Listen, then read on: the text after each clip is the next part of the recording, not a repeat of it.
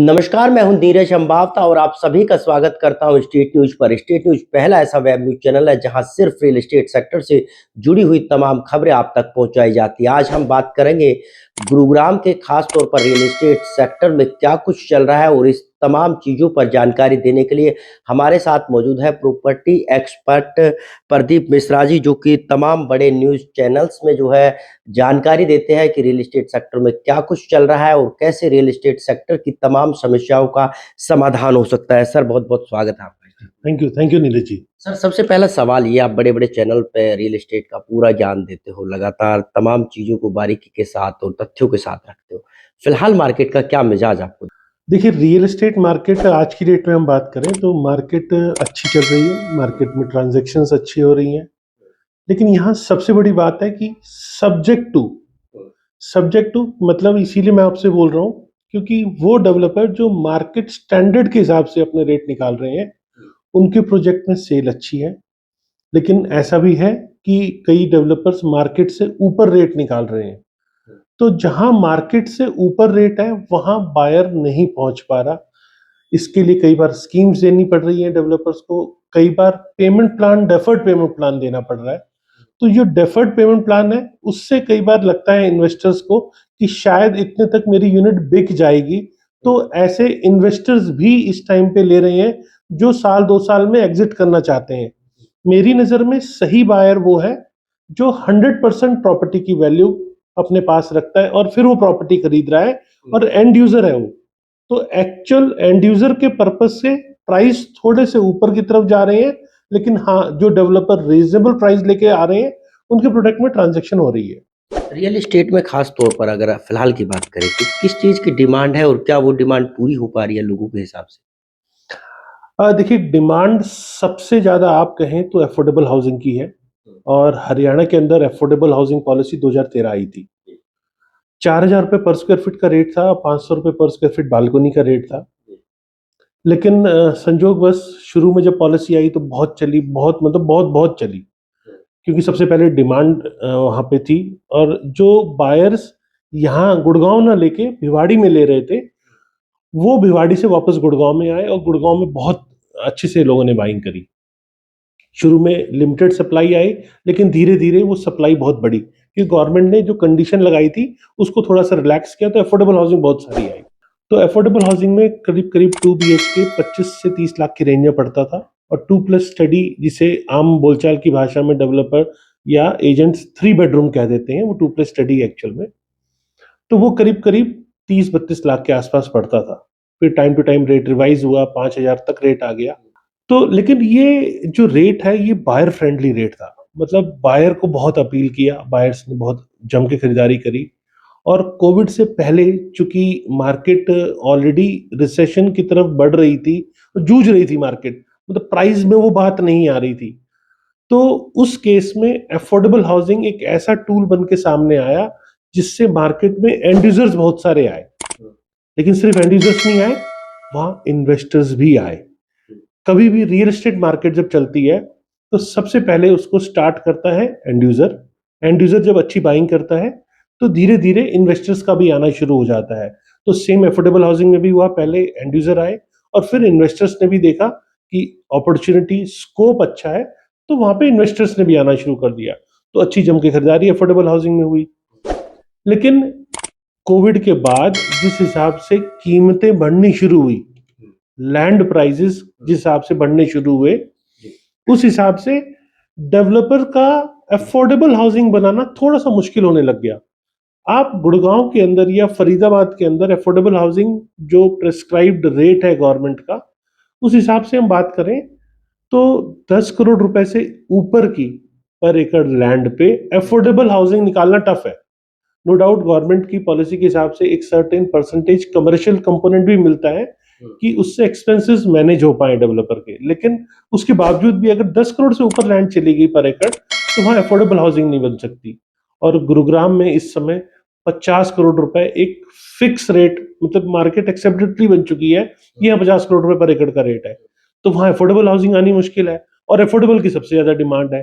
तो जो actual buyer है उसको उसका घर नहीं मिल रहा, वो अफोर्डेबल हाउसिंग लेना चाहता है, उसको उसका घर नहीं मिल पा रहा और लग्जरी अपार्टमेंट बन रहे हैं, क्योंकि यहाँ डेवलपर्स के पास भी ऑप्शन नहीं है। मतलब डेवलपर भी अगर 50 करोड़ रुपीस पर एकड़ लैंड लेगा तो उसमें अफोर्डेबल बना के तो डेवलपर भी नहीं बेच पाएगा ना। तो डेवलपर को एक तो ज्यादा प्रॉफिट लग्जरी में मिल रहा है, तो डेवलपर भी लग्जरी प्रेफर कर रहा है, और अफोर्डेबल जिसकी एक्चुअल डिमांड है उसकी सप्लाई ही नहीं है। और जब डाटाज आते हैं, नंबर्स आते हैं, बड़े बड़े मीडिया हाउस जब नंबर्स दिखाते हैं तो उसमें आता है कि अफोर्डेबल की डिमांड घटी है। वो घटी नहीं है, क्योंकि सप्लाई नहीं है तो लोग लेंगे क्या। तो असली तो ये है कि अफोर्डेबल की सप्लाई नहीं है, बायर चाहता है अफोर्डेबल हाउसिंग लेना लेकिन उसे मिल नहीं रहा है। तो इसमें सरकार क्या कर सकती है? कैसे हम लोगों को राहत मिल सकती है, खास तौर पर एंड यूजर को, आपके हिसाब से? देखिए, सरकार के पास बहुत सारी ऐसी सिक पीएसयूज पड़े हुए हैं, और वहां पर अगर सरकार चाहे तो उसे अफोर्डेबल हाउसिंग में कन्वर्ट कर सकती है। लेकिन ये मेरे को कोशिश बहुत दिनों से मैं एक्सपेक्टेड थी मेरे को कि शायद गवर्नमेंट करेगी, लेकिन अब तक नहीं आई। गवर्नमेंट ने रेंटल हाउसिंग भी सोचा था, लेकिन रेंटल हाउसिंग भी नहीं आया। अफोर्डेबल हाउसिंग तब सूटेबल है जब वो शहर के बीच में हो। मतलब अफोर्डेबिलिटी, लोगों की सैलरी कम होने के कारण लोग अफोर्डेबल देखते हैं, कोई शौक से अफोर्डेबल हाउसिंग नहीं दिखता। अब मान लीजिए शहर से 20 किलोमीटर दूर आपने अफोर्डेबल हाउसिंग ले भी ली, गवर्नमेंट ने वहां कोशिश भी कर ली, या वहां लैंड सस्ती है, अफोर्डेबल हाउसिंग मिल भी गई आपको, लेकिन आपकी जो दूरी इतनी है तो आप चाह के भी अप डाउन नहीं कर पाओगे, तो अफोर्डेबल हाउसिंग काम के आपकी बचेगी नहीं। आज भिवाड़ी ऑप्शन है आपके पास, लेकिन 20 25 30 लाख के फ्लैट आपको मिल जाते हैं, लेकिन आप भिवाड़ी से डेली अप डाउन, एक टफ सिचुएशन है। तो अफोर्डेबिलिटी आपको शहर के अगर बीचों बीच मिल रही है तब वो काम किया है। गवर्नमेंट को सिक पीएसयूज पे वर्क करना चाहिए, और गवर्नमेंट के पास जो अपनी लैंड पड़ी है उसे पब्लिक प्राइवेट पार्टनरशिप के तहत डेवलपर्स के साथ या खुद डेवलप करते हुए उनको करना चाहिए। इवन मैं तो कहूंगा कि गवर्नमेंट की पीएमएवाई जो स्कीम है, स्कीम बहुत अच्छी है, लेकिन शहरों में नहीं है। वो रूरल एरियाज में कहीं कहीं नजर आती है, और रूरल एरिया में जहां लैंड सस्ती है वहीं गवर्नमेंट भी दे पा रही है।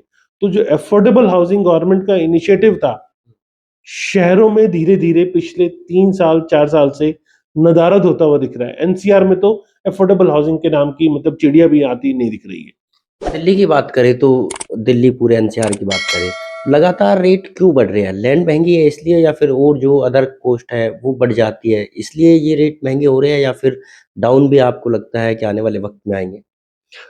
देखिए, इसका सबसे अच्छा इंडिकेटर है फ्यूचर में क्या प्राइस आएंगे, उसका इंडिकेटर होता है लैंड प्राइसेस। अब लैंड प्राइसेस एक ऐसा मुद्दा है जो मार्केट फोर्सेस पे डिपेंड करता है, और कई बार देखने को मिलता है कि अथॉरिटीज भी तेजी में, मतलब कहते हैं ना, बहते पानी में हाथ धो लेती है। जब बाजार में तेजी नजर आ रही है तो अथॉरिटीज ने भी अपनी प्रॉपर्टीज जो अनसोल्ड उनके पास रखी थी, या स्टॉक में जो थी, उसे ऑक्शन में निकाला। अब वो ऑक्शन में करीब करीब 10,000 रुपए पर स्क्वायर फीट जा रही है। अब कोई डेवलपर गया, उसने ऑक्शन में लिया, गिने चुने ही डेवलपर्स हैं जो उस टाइप की प्रॉपर्टी ऑक्शन में लेते हैं। अब ऑक्शन में जब एक एक्स प्राइस के ऊपर, मान लीजिए 10,000 रुपए पर स्क्वायर फीट पे ऑक्शन में बिक गई चीज, तो धीरे धीरे वो मार्केट स्टैंडर्ड हो जाती है। डेवलपर को उस पर टीडीआर लोड करके, कोशिश करके वो उसे 6,000 रुपए पर स्क्वायर फीट बनाता है, क्योंकि टीडीआर मार्केट में एक एक्स रेट के ऊपर अवेलेबल होती है, तो उसको लोड करता है। तो लोड जब करता है तो आप ये मान लीजिए कि वहां पर नंबर ऑफ अपार्टमेंट, मतलब वो प्रोजेक्ट लो डेंसिटी से हाई डेंसिटी की तरफ चला जाता है, नंबर ऑफ अपार्टमेंट बढ़ गए, मार्केट का बेंचमार्क सेट हो गया। तो यहां पर अथॉरिटी ने अगर बेंचमार्क सेट कर दिया तो अगला जो भी ऑक्शन होगा, या जो रेस्ट लैंड अवेलेबल है as per master plan, residential zone, commercial zone में, तो वहां पे धीरे धीरे वो प्राइस टैग आ जाता है। तो आज जैसे मैंने बताया कि 50 करोड़ रुपए का एक एक्सेप्टेबल रेट आ चुका है मार्केट में, और उसके ऊपर टीडीआर लोड करके, मतलब ऑलमोस्ट 4 साढ़े 4 तक की एफआईआर पे डेवलपर्स नए प्रोजेक्ट लेकर आ रहे हैं। जो कि इतनी डेंसिटी के ऊपर प्रोजेक्ट लाना, मैं आप कहूँ तो बहुत ही मेरे को मुश्किल दिखता है, क्योंकि तो कंस्ट्रक्शन कॉस्ट बढ़ जाती है काफी, और फिर आपके अपार्टमेंट सब बिल्कुल साथ साथ हो जाते हैं, मतलब ओपननेस नजर नहीं आती। तो नीचे अगर ग्रीन एरिया बढ़ाना है तो आपको हाइट को ऊपर लेके जाना पड़ेगा। तो नंबर ऑफ अपार्टमेंट बढ़ने से जो शेयर्ड एमिनिटीज है उस पर भी लोड ज्यादा पड़ता है। तो यहाँ गवर्नमेंट को अपने ऑक्शन प्राइस को कहीं हद तक कंट्रोल रखना चाहिए, जिससे मार्केट में जो फिक्स प्राइस है, मार्केट में जो बेंचमार्क सेट हो रहा है, वो थोड़ा सा रिजनेबल रहा है। मेरे को लगता है कि इस बढ़ते हुए रेटों में सरकार का भी उतना ही रोल है जितना कि एक आम नॉर्मल लैंड ओनर का होता है। रियल एस्टेट बाजार की बात करें तो कब लोगों को इसमें एंट्री लेनी चाहिए और कब एग्जिट करना चाहिए? देखिए 2 स्टेजेस हैं। पहले मैं बात करता हूँ डेवलपर कैसे करते हैं। डेवलपर कोई नया एरिया है मान लीजिए, तो वहाँ लैंड बाइंग करी उसने। अब मार्केट में जब डेवलपर बाय करता है तो वो as per master plan bye करता है। मास्टर प्लान मतलब residential zone, developer residential activity करेगा या कमर्शियल एक्टिविटी करेगा या फिर इंडस्ट्रियल कॉलोनी काटेगा। अब एक एक्स प्राइस के ऊपर उसने लैंड बाय करी। जब एक्स प्राइस के ऊपर बाय करी उसने और उसमें अपना प्रॉफिट, डेवलपमेंट, अप्रूवल्स ये सब डाल के एक्स प्लस वाई उसके ऊपर वो अपने रेट को ओपन करेगा पब्लिक के लिए, मतलब बायर्स, इन्वेस्टमेंट्स के लिए, जो भी लोग बाय करना चाहते हैं। अब एक्स प्लस वाई पे जब वो ओपन करता है प्राइस, तो वहां जो लैंड ओनर है, अब उसको लगता है कि यहाँ पे ये रेट बिक रहा है। वो ये नहीं देख रहा है कि पर एकड़ मान लो दीनदयाल की कॉलोनी है तो 2700 गज जगह निकलती है, लेकिन जो लैंड ओनर को दिखता है कि यार यहाँ पे पर स्क्वायर यार्ड इतना बिक रहा है, तो उससे वो टोटल लैंड के रेट को कंपेयर करता है, कहता है मेरे उस हिसाब से मेरा ये लैंड का रेट हो गया, तो वो एक्स प्लस वाई वहां लैंड रेट हो जाता है। अब कोई डेवलपर अगर और लैंड बाय करना चाहता है, मान लीजिए उसने प्रोडक्ट बेचा, उसका अच्छा बिक गया, तो और लैंड बाय करने आता है वो, तो उसे ग्राउंड पे मतलब जो रॉ लैंड है वो एक्स प्लस वाई पे मिलती है। तो धीरे धीरे डेवलपर के प्राइस थोड़े से बढ़ते हैं, डेवलपर उसे थोड़ा सा और प्रॉफिट लेकर है, डेवलपर वहां थोड़ा सा और वर्किंग करता है, थोड़े और ऊपर प्राइस खोलता है। जब डेवलपर ने थोड़ा सा और ऊपर प्राइस खोला, तब डेवलपर को वो रॉ लैंड एक एक्स प्लस वाई के रेट पे एक्सेप्टेबल हुई। तो यही ट्रेंड रहा कि डेवलपर ने ऊपर खोला, फिर जो रॉ लैंड है फिर ऊपर आ गई, फिर डेवलपर ऊपर गया और फिर रॉ लैंड ऊपर आ गई। मतलब एक स्टेज ऐसे आई कि अब डेवलपर इसके ऊपर जाएगा तो माल बिकेगा नहीं, तो डेवलपर ने वहां लैंड बाइंग बंद कर दी और लैंड प्राइसेस यहाँ आ गए। जब ये दोनों सेम लेवल पर आ गए, तो आप ये मान लीजिए कि वहां रॉ लैंड बिकनी बंद हो गई और डेवलपर इसके ऊपर गया, तो वहां नुकसान है। तो वो जो मार्केट सिचुएशन है, वो जहां बायर की एक्सेप्टेबिलिटी नहीं है और रॉ लैंड ऊपर आ गई है, तो मार्केट वहां रुकने की स्थिति आ जाती है। तो वहां 10 से 15% के आसपास की गिरावट जनरली रियल एस्टेट में आती है, और बहुत ज्यादा गिरावट नहीं आती है। स्टॉक मार्केट की तरह नहीं है कि बहुत नीचे आने के चांस है। तो 10-15% की गिरावट पे मार्केट वहां स्टेबल हो जाती है और फिर ट्रांजैक्शंस कम हो जाती हैं, सेंटिमेंट्स नेगेटिव होते हैं। लोग जो प्रॉपर्टी खरीदना चाहते भी हैं, जिसकी विलिंगनेस भी है, वो भी सोचते हैं चलो ठीक है बाद में ले लेंगे, तो डिसीजन पोस्टपोन होने शुरू हो जाते हैं। ये रियल एस्टेट की मार्केट में अक्सर देखने को मिलता है। अगर कमर्शियल मार्केट की बात करें तो लोगों को कब इन्वेस्ट करना चाहिए और क्या सोच के क्यों इन्वेस्ट करना? देखिए नीरज जी, इन्वेस्टमेंट अपने आप में एक साइंस है। लोगों को लगता है कि ठीक है, गए हम घूमे फैमिली के साथ और हमने चीज देखी, हमें पसंद आ गया, हमने ले लिया, या मेरे किसी रिलेटिव ने कहा, मेरे किसी दोस्त ने कहा कि ये चीज अच्छी है ले लो। फैक्ट ये है कि ये टोटली डिफरेंट बॉल गेम है। ये दिल से अच्छे लगने वाली चीज नहीं है। आपने मुझे कहा इन्वेस्टमेंट, देखो आप बाइंग वो कर सकते हो, आपके दिल को अच्छा लगा, आपको वहां रहना है, आप गए, आपने खरीद लिया। लेकिन जब बात आती है इन्वेस्टमेंट की, तो आपको इसको साइंस की तरह ही लेना पड़ेगा। इसके एन नंबर ऑफ फैक्टर्स हैं जो आपको एक प्रोडक्ट में इन्वेस्टमेंट करते टाइम देखना चाहिए। अब इन्वेस्टमेंट भी 2 स्टेज की होती है। पहले मैं बात करता हूं जो फिनिश प्रोडक्ट है, क्योंकि डेवलपर जब लैंड खरीदता है तो वो रॉ लैंड है, एक वो स्टेज इन्वेस्टमेंट की है। और एक डेवलपर जो उस प्रोडक्ट को तैयार करता है, प्रोडक्ट के रूप में कन्वर्ट करता है, जिसका रहरा वहरा आने के बाद बेचता है, तो वो एक फिनिश प्रोडक्ट की स्टेज आती है। तो फिनिश प्रोजेक्ट की स्टेज में जब आप इन्वेस्ट कर रहे हैं, तो आपको वहां पेरिफेरल एरिया की डेवलपमेंट, गवर्नमेंट का मास्टर प्लान क्या है, गवर्नमेंट का फ्यूचर प्लान क्या है वहां पर, और इंफ्रास्ट्रक्चर डेवलपमेंट की वहां क्या स्टेज है, वो आपको देखनी चाहिए, एग्जिस्ट कर रही है या नहीं कर रही है। तो जब उन सब चीजों को देखते हो और पेरिफेरल एरिया में किस किसने लैंड बाय की है, किसका क्या प्लान है, मतलब आपके पास कंप्लीट इंफॉर्मेशन होनी चाहिए। बहुत सारे फैक्टर्स मैं अभी आपको बता भी नहीं पा रहा हूँ, क्योंकि इतने सारे फैक्टर्स हैं, एन नंबर ऑफ फैक्टर्स, उन सबको कंसिडर करके फिर आपको प्रॉपर्टी में इन्वेस्टमेंट करनी चाहिए, तब आपको प्रॉपर्टी पे रिटर्न मिलता है। तुक्के रोज नहीं लगते हैं, तुक्के कभी कभी लगते हैं। और जब बाजार चल रहा होता है तो रामलाल, श्यामलाल, चुन्नीलाल, छेदीलाल, गिरधारी लाल सबके रेट बढ़ते हैं। लेकिन मार्केट में जब अटकता है मार्केट बेसिकली, तो वो जो लाल लगा के बैठे हैं वो सब गायब हो जाते हैं। तो आपको बहुत सोच समझ के इन्वेस्टमेंट करना है। अब मैं रॉ स्टेज के ऊपर आता हूँ। रॉ स्टेज में मान लीजिए कोई बेल्ट है, गवर्नमेंट ने वहां पे रेजिडेंशियल जोन डिक्लेयर किया, इंडस्ट्रियल जोन डिक्लेयर किया, गवर्नमेंट वहां कोई नई कनेक्टिविटी लेकर आ रही है। तो उन सब लोकेशंस के ऊपर जब आप लैंड बाय करते हो तो रॉ से डेवलप्ड स्टेज तक आने का जो सिस्टम है, आप उसके अंदर पार्टिसिपेट कर गए। मान लीजिए आपने वहां लैंड बाय करके छोड़ दिया, 2 साल, 4 साल, 5 साल, 10 साल में वो स्टेज ऐसी आई कि वहां फिनिश प्रोडक्ट बिकने शुरू हो गए। तो आपके प्राइजेस भी धीरे धीरे जो फिनिश प्रोडक्ट के रेट के नजदीक आ जाएंगे। जैसे मैंने बताया कि एग्रीकल्चर लैंड में जो मास्टर प्लान के अंदर रेजिडेंशियल में लैंड ओनर वाली और बिल्डर वाली जो बात है, वो यहाँ पे भी अप्लाई होती है। तो आपके रेट भी धीरे धीरे उसको टच करेंगे। तो आप 2 स्टेजेस पे इन्वेस्ट कर सकते हो, एक रॉ लैंड की स्टेज के ऊपर और एक फिनिश प्रोडक्ट की स्टेज के ऊपर।